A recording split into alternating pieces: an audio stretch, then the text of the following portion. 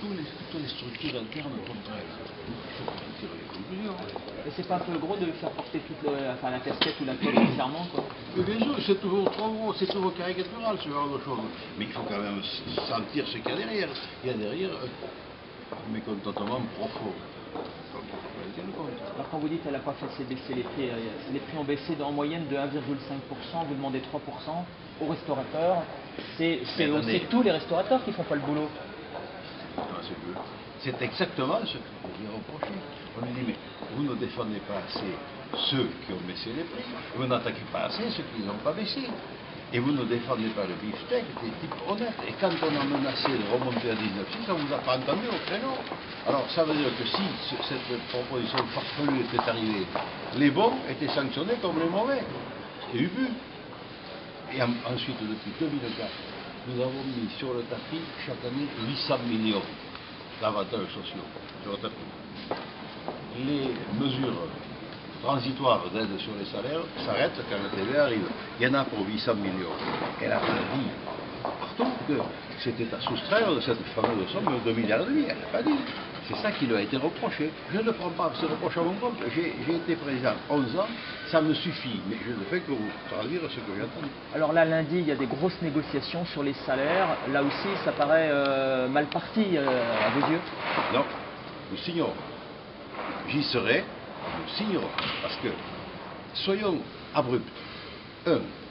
Si nous ne donnons pas du salaire, nous sommes des escrocs. On a eu la TVA, il faut donner du salaire. 2, le restaurateur qui ne baisse pas ses prix, il ne faut pas aller chez lui. Le public est assez grand quand même, ça suffit d'entendre Jérémie. Quand la petite pancarte, les prix baissent, la TVA baisse, ben il faut aller là. Et là où on ne baisse pas, à vous de ne pas y aller.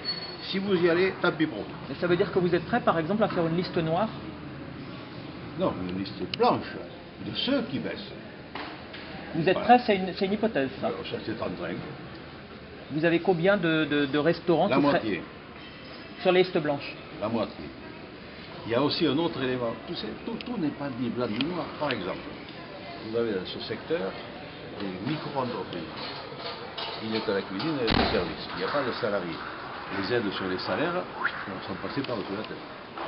Comme ils vont au marché, qui ne récupèrent pas la TVA, ils ne la facturent pas, la baisse de la TVA leur est passée par-dessus la tête. Comment voulez-vous que ces gens baissent leur prix?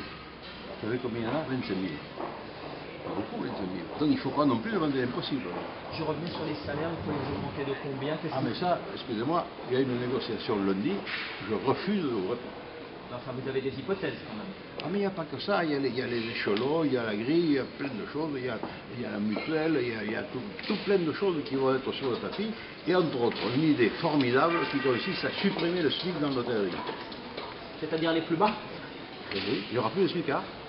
On va trouver un taquet pour que chaque fois que le SMIC augmente, ça augmente en même temps. Donc on pourra dire, si on signe lundi, et on signera, qu'il n'y a plus de SMICard dans l'hôtellerie. C'est pas rien. Ça, vous êtes prêt à vous engager, ça? Oui. Oui, oui. Je m'engage au nom du GNC, des indépendants, des restaurateurs. Hier, Laurent Duc, négociateur, est allé faire le tour de toutes les assemblées et il leur a exposé le truc et ils sont tous d'accord pour signer comme ça. Ça serait historique. Oui, ça c'est une mesure phare. Et c'est face à cette pression par rapport à la TVA, à la bronca de certains parlementaires, de certains sénateurs, beaucoup de députés qui ne sont pas contents aussi de ne pas avoir la baisse des prix, vous êtes obligé d'en rajouter une couche pour montrer votre bonne volonté? Il faut surtout montrer notre honnêteté.